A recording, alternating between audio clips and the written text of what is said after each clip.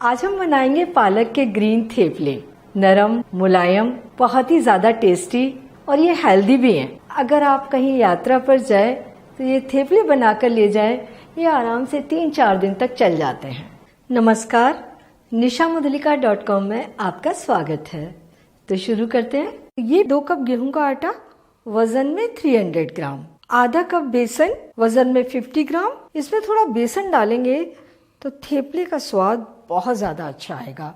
वैसे आप इन्हें सिर्फ गेहूं के आटे से भी बना सकते हैं। ये पौना कप पालक की प्यूरी, 250 ग्राम पालक को डंडियां हटाकर साफ किया, 2-3 बार पानी से धोया, पानी सूखने तक सुखाया और बिना पानी डाले पीस लिया। इसमें हमने 1 हरी मिर्च भी डाली है और आधा इंच अदरक का टुकड़ा भी डाल दिया है। अब 4 बड़े चम्मच दही, अब थोड़े से मसाले, 1 छोटी चम्मच नमक या स्वादानुसार, आधा छोटी चम्मच हल्दी पाउडर, आधा छोटी चम्मच लाल मिर्च। मिर्च आप अपने हिसाब से कम ज़्यादा कर लीजिए। आधा छोटी चम्मच जीरा, आधा छोटी चम्मच अजवाइन।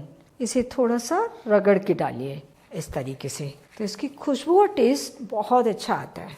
और ये 1 बड़ी चम्मच कसूरी मेथी, इसे भी थोड़ा सा हाथों से रगड़ कर डालिए।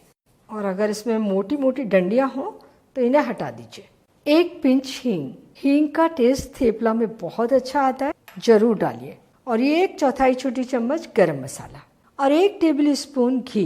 घी की जगह आप ऑयल भी ले सकते हैं। और चम्मच से पहले हम इन सबको मिला लेते हैं और अब हाथ से डो बनाएंगे। बिल्कुल वैसा ही नरम डो बनाना है जैसा कि आप सादा पराठे के लिए बनाते हैं। इसमें पूरा हमने 250 ग्राम पालक का यूज किया है। ये बहुत ही हेल्दी थेपले बनेंगे और बहुत ज़्यादा टेस्टी भी बनेंगे। लेकिन फिर भी आप अपने हिसाब से अगर पालक को कम करना चाहें तो थोड़ा कम भी डाल सकते हैं। थोड़ा सा सूखा डो बचा है तो थोड़ा सा पानी डालते हैं, 1-2 चम्मच। मैंने इसमें 1 टेबल स्पून पानी डाला है। थोड़ा सा घी डालेंगे और इसको मसलते हैं। ये डो बनके तैयार हो गया। एकदम सॉफ्ट डो है, जैसा आप नॉर्मल रोटी पराठे के लिए लगाते हैं वैसा ही है ये। अब इसे ढककर 20 मिनट के लिए छोड़ देते हैं, ये सेट हो जाएगा।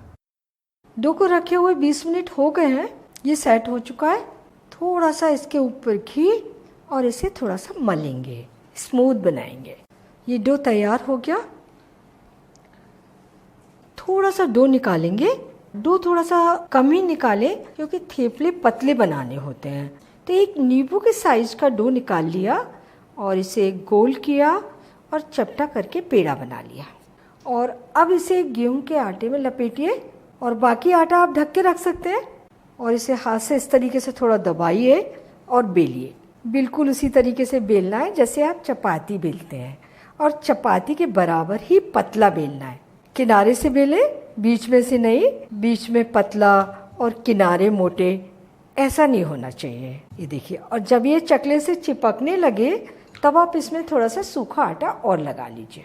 हाथ से झड़ा दीजिए ज़्यादा हो तो। और अब इसे पतला बेल लीजिए। जो हमारा प्रेशर है हाथ का वो किनारों पर आना चाहिए, बीच में नहीं।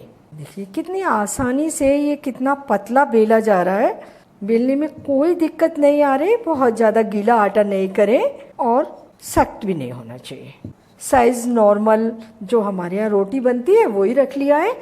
और अब इसकी थिकनेस देखते हैं। ये इसकी थिकनेस पतला है ना, ऐसा ही पतला बेलना है। अब गैस के पास आ जाते हैं, इन्हें सेकते हैं। ये तवा हमने गरम कर लिया और इस पर पहली बार थोड़ा सा घी डाल दिया। पहली बार घी डाल दें तो थेपला चिपकता नहीं है तवे के ऊपर। और फ्लेम मीडियम है और ये थेपला इसके ऊपर डाला और इसे नीचे की ओर से थोड़ा सा सेकने दिया। थेपले को धीमी आंच पे नहीं सेकना है, मीडियम और मीडियम हाई फ्लेम रखनी है क्योंकि इन्हें नरम बनाना है। ये थोड़ा सा डार्क होता जा रहा है ऊपर से, इसे पलट दीजिए। ये नीचे से थोड़ा सिक चुका है और दूसरी ओर भी हल्की चित्ती आने तक सिकने दीजिए। पहली साइड पर थोड़ा सा घी डालकर लगा दीजिए। हम इन्हें घी से बना रहे हैं, आप भी घी से बनाइए और ऑयल से भी बना सकते हैं। पलट देते हैं। थोड़ा सा घी इधर भी, बहुत ज़्यादा घी नहीं लगाना होता इन पर, कम ही घी लगाया जाता है। इस स्पैटुला से थोड़ा चारों ओर से दबाइए और दोनों ओर ब्राउन चित्ती आने तक सेक लीजिए। फ्लेम अगर आपको लग रहा हो बहुत ज़्यादा तेज है तो धीमा कर सकते हैं आप। ये देखिए दोनों ओर चित्ती आ गई, ये सिककर तैयार है। इसको बहुत ज़्यादा क्रिस्प नहीं करना है। और अब दूसरा थेपला, आटा ले लिया, थोड़ा इसे गोल कर लिया, चपटा किया, पेड़ा तैयार हो गया। सूखे आटे में लपेटा और फटाफट से बेला, और जैसे ही चिपका फिर से सूखा आटा लगा लिया। आपको कोई दिक्कत नहीं आएगी। और ये तवे के ऊपर ऐसे ये फूलते नहीं है क्योंकि इतने पतले होते हैं, तो नहीं फूला तो आप ऐसा मत सोचिए कि हमारे थेपले अच्छे नहीं बन रहे हैं, बहुत अच्छे बन रहे हैं। ये ज़्यादातर नहीं फूलते, थोड़ा थोड़ा कहीं कहीं से फूलते हैं, जैसे हमारे बन रहे हैं, बस इसी तरह के।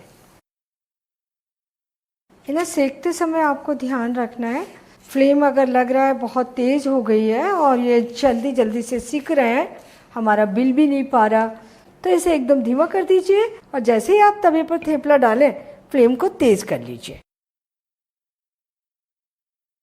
ये थेपले सेक कर तैयार कर लिए। मैंने 10 थेपले बना लिए हैं और इतना डो बचा हुआ है। फ्रिज में रख दें, आप कल परसों जब भी थेपले बनाना चाहें तब बना लें। इतने डो से लगभग 15 से 16 थेपले बनकर तैयार हो जाएंगे। पालक के ग्रीन थेपले बनकर तैयार हैं और ये देखिए कितने नरम और मुलायम है और टेस्ट बहुत ही ज़्यादा अच्छा है इनका। बनाने का तरीका तो बहुत ही आसान है, आपको कोई दिक्कत नहीं आएगी। जब आप इसका डो बनाएं थोड़ा सा नरम लगाएं और इन्हें पतला बेलें। सेकते समय फ्लेम मीडियम हाई रखें। आप बहुत ही अच्छे थेपले बनाकर तैयार करेंगे। आप इन्हें नाश्ते में, लंच के लिए या शाम को डिनर में कभी भी बना सकते हैं। और थेपले थोड़े से ज़्यादा बन जाए चिंता की कोई बात नहीं है, आप इन्हें किसी भी डब्बे में रख कर फ्रिज में रख दीजिए, पूरे 7-8 दिन तक खा सकते हैं। थेपले निकालिए फ्रिज से, थोड़ा सा गर्म कीजिए और फटाफट नाश्ता करिए। तो आप इन्हें बनाइए, खाइए और अपने अनुभव मेरे साथ शेयर कीजिए और मुझे बताइए कि मुझे आपके लिए और क्या बनाना है। अगर आपने मेरा चैनल अभी तक सब्सक्राइब नहीं किया है तो प्लीज़ जल्दी से कर लीजिए, बेल भी दबा दीजिए ताकि मेरी नई रेसिपीज़ के नोटिफिकेशंस आपको मिलते रहें।